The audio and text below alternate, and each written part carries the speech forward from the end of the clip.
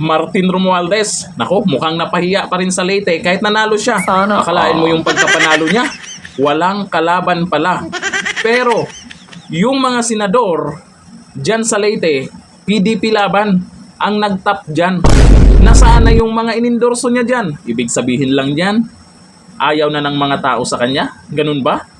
Kasi alam naman natin na ang Romualdez at ang PDP laban ay talagang iba yung bakbakan.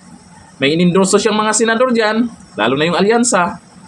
Anyari, bakit yung nagtap dyan yung PDP laban? O ito, panoorin natin. Sa Leyte, just to show you na walang hatak si Speaker Martin Romualdez sa mismong lugar niya. Kasi unang-una, pinadisqualify niya lahat ng kalaban niya. Grabe. Kasi natakot yata siya pag may kumalaban, baka natalo. Ito mo ha, ito ang mga nanalo. Ito ang top 12 sa Leyte. Sa Leyte lang ang pinag-uusapan po natin ha. Sige po. O, para Mabisaya makita yan. sa inyo na walang hatak si Speaker Martin. O, Walang ito hatak. mga nanalo. Hindi, di ba, syempre, Pero nanalo. expected ang kakampanya na noon at dapat naipanalo niya. Kung siya ay magaling na leader, ay buong alyansa. Oo. Di ba? Yung Pero grupo niya ito, talaga. ito. Number 1 pa rin sa Leyte, si Bongo. Oh, di ba? Identify kay Duterte. Opo. Wala mo kung sino number 2. Sa Leyte, Leyte. Sige. Si Bato de la Rosa. Sila pa rin. Duterte pa rin.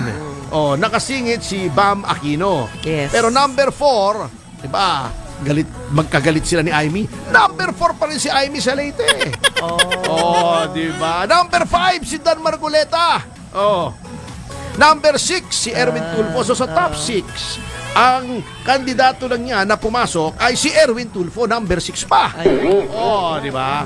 Number 7, Tito Soto, yan, alyansa. Number 8, Camille Villar, inendorso ni Sara. Dati yan, matatalo na eh. Opo. Inendorso ni Sara, nanalo. Oh, di ba? Number 9, Ping Lacson. Number 9 lang si Ping, alyansa. Number 10 lang si Benhar. Number 11 pa si Jimmy Bondok, first timer, oh. Wow. Mas marami pang boto ni Jimmy Bondok sa Leyte kaysa kay Pia Cayetano. Oo, di ba? Opo. Ibig sabihin, walang hatak. Si Spekir. Wala siyang hinatak. Oo, walang Sayang. hinatak. Oo. Ewan ko yung batak ha, iba naman yun. Pero wala akong sinasabi ha, wala akong sinasabi. Oo. Batak sa Ilocos Norte yun, di ba? Ilocos Norte. Batak, oo. Nagkaroon si Pangulong Marcos, di ba? Opo, Sa opo. Batak, oo. Si Jay Tariela naman, ang balita ko, taga Sarat. Ilocos Norte. Di ba may Sarat sa Ilocos Norte? Oo. Kayo naman, oh. Ikaw talaga. Hindi, balita ko lang, hindi ko alam kung totoo na siya ay taga Sarat. Opo. Yan. Ilocos Norte. Naman. Oo. Ay, congratulations nga pala kay dating Pangulong Gloria Macapagal Arroyo na Yes. proklama na. Opo. Congratulations. 127,254 votes. Siyempre, katulad ng sinabi ko, nanalo rin yung kaibigan natin sa Cebu, si Governor-elect Pam Baricuatro. Salamat din na Governor Pam sa inyong kasasalamat.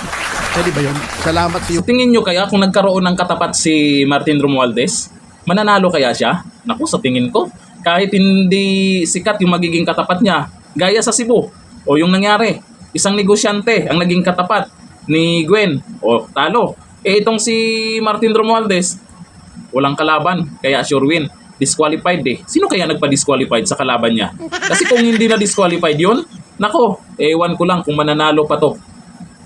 Mapapansin nyo naman na wala talagang hatak na siya dyan sa Leyte. Sinusukan na dyan siya sa Leyte. Nakita nyo naman yung mga inendorso niya. 'Di ba? PDP laban pa rin ang nagtatap dyan. Mga Bisaya. Kaya sa susunod na eleksyon, ano kayang takbuhin na ito? No? Maganda siguro kung yung may katapat talaga siya. Pagkapangulo kaya. Mananalo kaya ito kung tumakbong Pangulo ng Pilipinas? Wag kayo ha. Wag nyo maliitin yan. Namimigayan ng bigas. Sana all. Posible kaya? Yan dito lang. Thank you.